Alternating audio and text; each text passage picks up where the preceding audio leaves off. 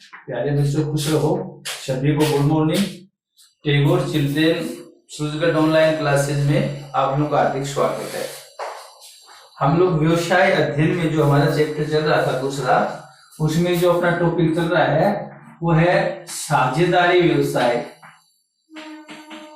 साझेदारी व्यवसाय, इसको हम पार्टनरशिप भी बोल सकते हैं और पार्टनरशिप बिजनेस भी बोल सकते हैं।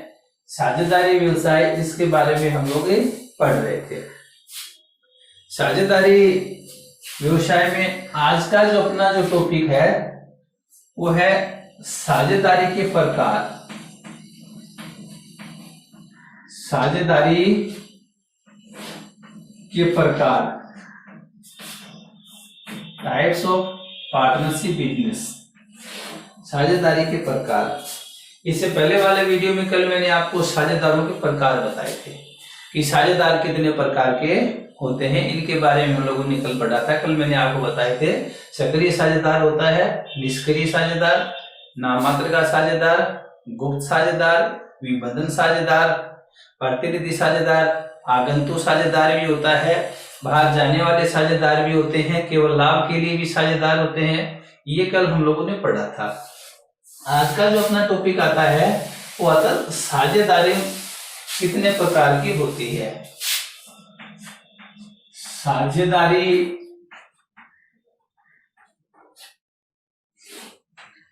के प्रकार, साझेदारी के प्रकार, इसके बारे में हम लोग पढ़ेंगे।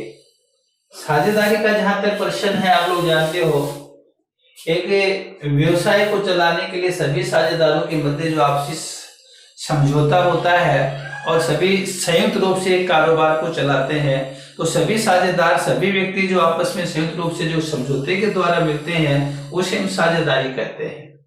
व्यक्तिगत रूप से इनको साझेदार कहेंगे तथा जिस फर्म या कारोबार को चलाते हैं उसको हम फर्म या संस्था कहते हैं। ठीक है, एक बार फिर बता देता हूं आपको साझेदारी क्या होती है। साझेदारी दो या दो से अधिक व्यक्तियों के मध्य एक पारस्परिक समझौता होता है जो किसी वैध व्यवसाय को चलाने के लिए एकत्रित होते हैं, इकट्ठा होते हैं। ठीक है, जिसका उद्देश्य लाभ कमाना और आपस में बांटना।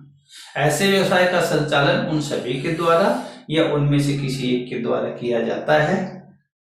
भारतीय साझेदारी अधिनियम 1932 इस पे लागू होता है, जिसके द्वारा ये शासित होती है। आज हम पढ़ेंगे साझेदारी के जो प्रकार हैं। साझेदारी कितने प्रकार की होती है। साझेदारी के प्रकारों का अध्ययन करने के लिए हम साझेदारों को दो आधारों पर बांटते हैं। कितने आधारों पर बांटेंगे? दो आधारों पर बांटेंगे।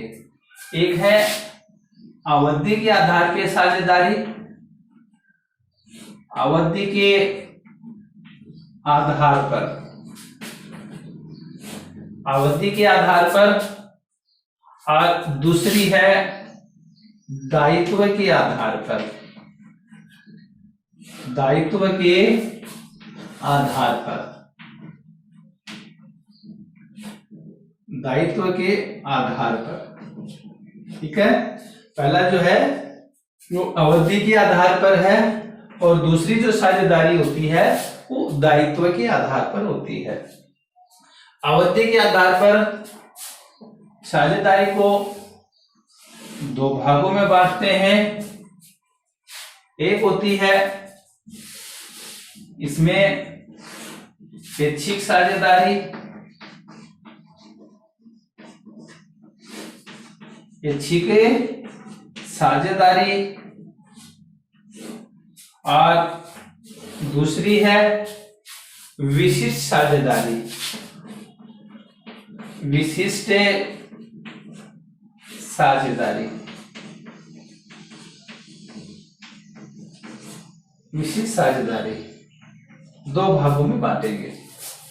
दायित्व के आधार पर भी साझेदारी को दो भागों में बांटा जाता है। एक होती है असीमित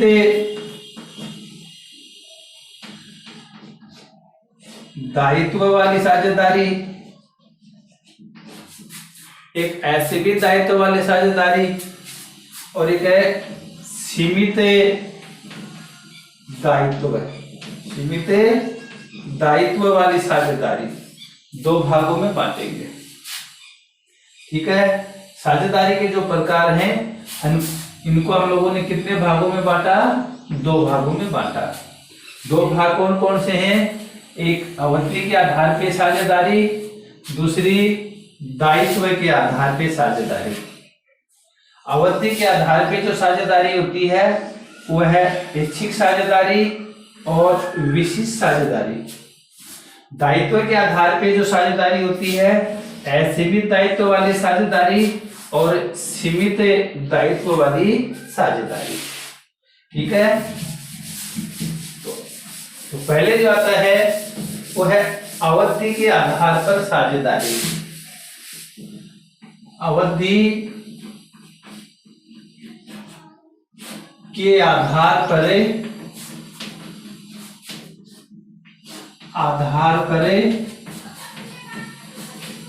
साझेदारी के प्रकार। अवधि के आधार पर साझेदारी के प्रकार। अवधि के आधार पर साझेदारी को दो भागों में बांटते हैं।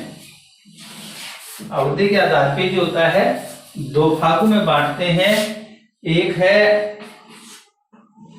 ऐच्छिक साझेदारी, ऐच्छिक साझेदारी, और दूसरी होती है विशिष्ट साझेदारी। विशिष्ट साझेदारी,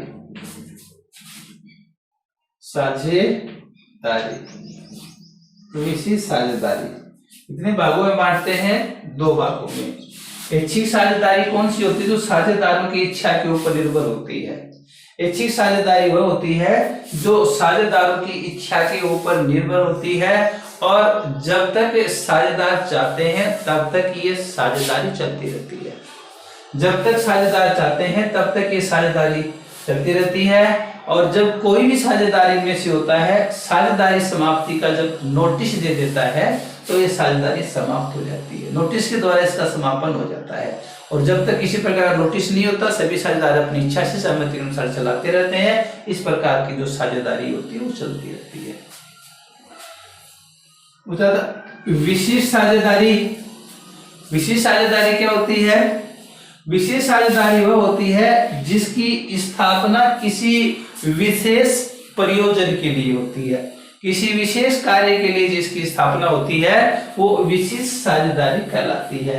जैसे किसी बांध, भवन, पुल वगैरह आदि की स्थापना के लिए साझेदारी का निर्माण किया जाता है। कई लोग आपस में सहमत होकर के पारस्परिक समझौते के द्वारा उसका निर्माण करने के लिए सहमत होते हैं, क्योंकि बड़ी परियोजनाएं होती हैं, बड़े बड़े बांध, पुल, सड़कें वगैरह होती हैं, काफी बड़े प्रोजेक्ट होते हैं और इनमें एक व्यक्ति के द्वारा नहीं हो पाता, इसलिए कई व्यक्ति आपस में समझौते के द्वारा सहमत होकर के ऐसे कार्यों को करते हैं जिनको विशिष्ट साझेदारी के नाम से बोला जाता है। और जब इस प्रकार के जो कार्य होते हैं वो समाप्त हो जाते हैं तो ऐसी स्थिति में साझेदारी का भी समापन हो जाता है। ठीक है, तो इसमें दो बातें मैंने आपको बताई। ऐच्छिक साझेदारी वह होती है जो साझेदारों की इच्छा के ऊपर निर्भर होती है। जब तक साझेदार चाहते हैं तब तक ये साझेदारी चलती रहती है। ठीक है, विशेष साझेदारी जो होती है जिसका निर्माण किसी विशेष उद्देश्य के लिए किया जाता है। किसी विशेष उद्देश्य को प्राप्त करने के लिए सभी साझेदार जो होते हैं आपस में सहमत होते हैं। ठीक है, दूसरा अंतर भी हम लोग कर सकते हैं। ऐच्छिक साझेदारी जो होती है वो किसी प्रकार का विशिष्ट नोटिस देकर किस प्रकार की साझेदारी को समाप्त किया जा सकता है और विशिष्ट साझेदारी वह होती है या इसका समापन तब होता है जब जिस कार्य के लिए, जिस पर्पज के लिए इस प्रकार की साझेदारी की गई थी वह कार्य पूरा हो जाता है। सड़क का निर्माण है, बांध का निर्माण है, पुल का निर्माण है, भवन का निर्माण है, ये जब पूरा हो जाता है तो इस प्रकार की साझेदारी समाप्त हो जाती है। इसको बोलते हैं अवधि के आधार पे ऐच्छिक साझेदारी और विशिष्ट साझेदारी। ठीक है, उसके बाद में दूसरा जो आता है वो आता है दायित्व के आधार पर। दायित्व के आधार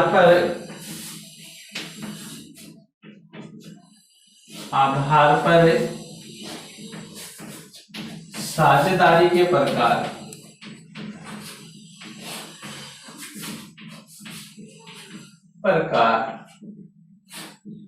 दायित्व के आधार पर साझेदारी के प्रकार, इसको भी दो भागों में बांटा जाता है। कितने भागों में बांटेंगे? दो भागों में बांटेंगे। दायित्व के आधार पे जो साझेदारी होती है इसको भी दो भागों में बांटेंगे। एक है असीमित दायित्व वाली साझेदारी, असीमित दायित्व वाली साझेदारी, और दूसरा है सीमित दायित्व है, सीमित दायित्व वाली साझेदारी।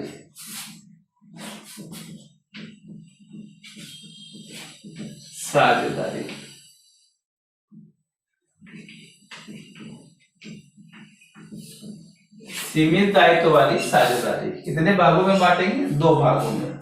असीमित दायित्व वाली साझेदारी, सीमित दायित्व वाली साझेदारी। दायित्व दो प्रकार के होते हैं, एक सीमित दायित्व है, एक असीमित दायित्व है। सीमित लिमिटेड लायबिलिटी जिनको बोलते हैं, व्यवसाय में हानि होने पर केवल व्यवसायिक परिसंपत्तियों को बेचा जाता है, निजी संपत्तियां शेष रहती है, यानी लिमिट रिस्पॉन्सिबिलिटी रहती है इसके अंतर्गत। असीमित दायित्व वाली साझेदारी वो होती है कि किसी भी व्यवसाय में हानि होने पे व्यवसायिक परिसंपत्तियों को बेचने के बाद में व्यवसायिक दायित्व को चुकाया जाता है। फिर भी अगर शेष रह जाते हैं तो उसमें व्यवसायी जो होते हैं या साझेदार जो होते हैं उसकी निजी संपत्ति होती है, उसको भी बेचा जा सकता है।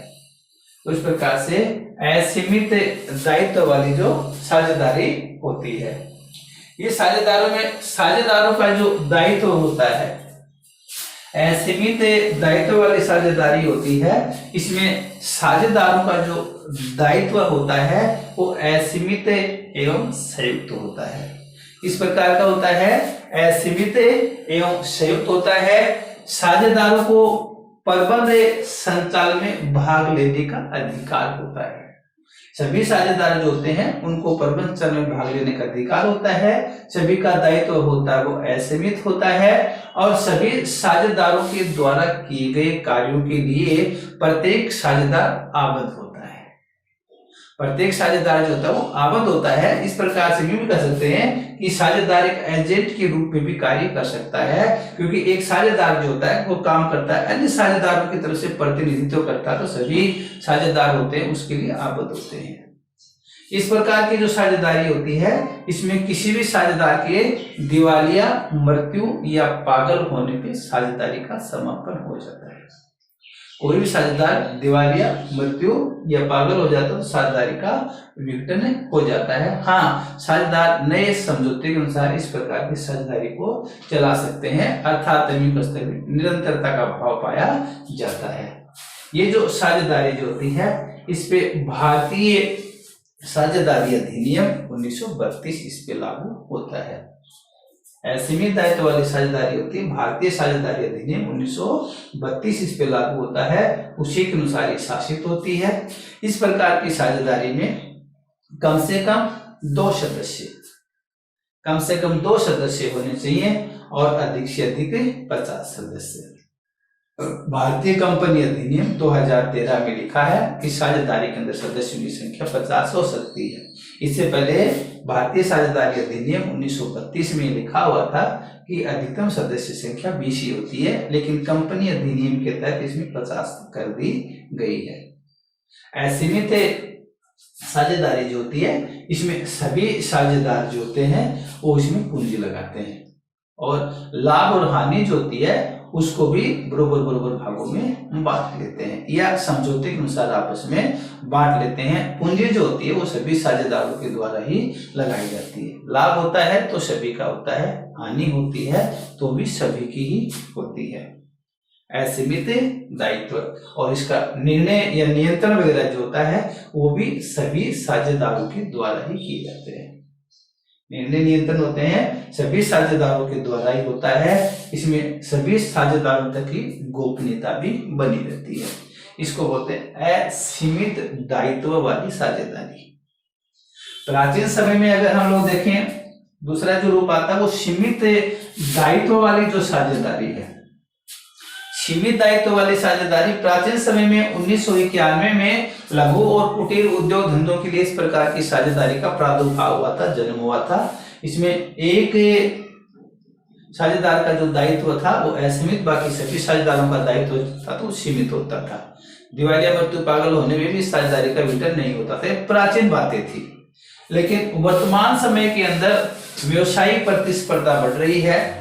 व्यवसाय का जो आकार इसके अंतर्गत बढ़ रहा है। सभी प्रकार के वैज्ञानिक वगैरह आदि जो होते हैं उनका इस प्रकार की जो होती है उसका लाभ उठाने के लिए इस प्रकार की साझेदारी का जन्म जो है वो होता है। तो सीमित दायित्व वाली जो साझेदारी है इसपे सीमित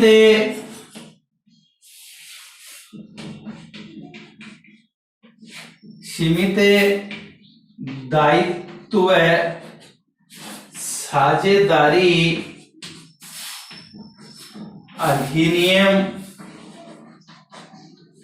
अधिनियम 2008 बनाया गया।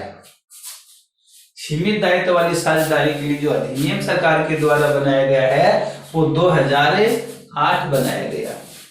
1 अप्रैल 2009 से ये प्रभावी हुआ। सीमित दायित्व वाली साझेदारी के लिए सीमित दायित्व साझेदारी अधिनियम 2008 बनाया गया, जो 1 अप्रैल 2009 से भारत में प्रभावी हुआ। इस प्रकार से सीमित दायित्व साझेदारी अधिनियम के अंतर्गत ये शासित होती है। सीमित दायित्व साझेदारी वह होती है जिसके अंतर्गत सीमित दायित्व वह स्थायी अस्तित्व की विशेषताओं के साथ दो बातें हैं इसमें। एक तो है सीमित दायित्व और स्थायी अस्तित्व के साथ, यानी सीमित दायित्व वाली साझेदारी जो है उनमें सदस्यों का जो दायित्व होता है वो सीमित दायित्व एवं स्थायी अस्तित्व होता है। इसमें निरंतरता पाई जाती है। इसकी स्थापना सीमित दायित्व अधिनियम 2008 के तहत की गई, अर्थात समामिलित संस्था के रूप में इसका होता है। तो दूसरी बात यह है कि असीमित दायित्व वाली साझेदारी जो होती है इसका जन्म जो होता है साझेदारों के मध्य पारस्परिक समझौते के अंतर्गत होता है, और ये साझेदारी अधिनियम 2008 के अंतर्गत एक समामिलित संस्था के रूप में इसका जन्म होता है। इसके सदस्यों का दायित्व सीमित होता है, स्थायी अस्तित्व होता है, इसका स्थायी अस्तित्व होता है। तो इस प्रकार से हम कह सकते हैं कि सीमित दायित्व वाली साझेदारी वह होती है जो सीमित दायित्व अधिनियम 2008 के द्वारा समामिलित संस्था के रूप में सीमित दायित्व और स्थायी अस्तित्व के रूप में इसका जन्म हुआ माना जाता है। तो इस प्रकार से सीमित दायित्व साझेदारी लघु एवं मध्यम उद्योगों के साथ साथ जोखिम पूंजी निवेश के लिए भी उपयुक्त होती है। ये होती है सीमित दायित्व साझेदारी। सीमित दायित्व साझेदारी, सीमित दायित्व साझेदारी, ठीक है। असीमित साझेदारी भारतीय साझेदारी अधिनियम 1932 लागू होता है। सीमित दायित्व साझेदारी अधिनियम 2008 लागू होता है। इसका जन्म पारस्परिक समझौते के द्वारा होता है। ये एक समामेलित संस्था होती है। इसका पंजीयन या समामेलन ऐच्छिक होता है, इसका अनिवार्य होता है। इसके सदस्यों का दायित्व असीमित या सीमित होता है। इसके सदस्यों का दायित्व जो होता है वो सीमित होता है। इसमें निरंतरता नहीं पाई जाती है, इसमें निरंतरता पाई जाती है। इसमें भारतीय साझेदारी अधिनियम 1932 लागू होता है। इसमें भारतीय साझेदारी अधिनियम 1932 लागू नहीं होता, लेकिन कंपनी अधिनियम 2013 के प्रावधान भी इस पे लागू होते हैं।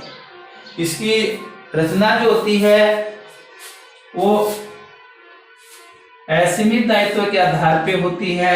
इसकी रचना जो होती है वो भागीदारी यानी साझेदारी तथा कंपनी होती है, उसका मिला जुला जो रूप होता है उसके हिसाब से देखने को मिलता है। इसके अंतर्गत अगर हम लोग देखते हैं तो ये सीमित दायित्व इसके अंतर्गत महत्वपूर्ण होता है। इसमें किसी भी सदस्य के दिवाली या पागल होने पे इसका प्रभाव नहीं पड़ता है, इसमें ये होता है। इसके द्वारा सभी प्रकार के साझेदार जो होते हैं, सभी प्रकार के जो सदस्य होते हैं, उनके द्वारा किए जाने वाले कार्यों के लिए सभी अन्य सदस्य होते हैं वो आबद्ध नहीं होते। इसके लिए सभी सदस्य जो होते हैं वो आबद्ध होते हैं।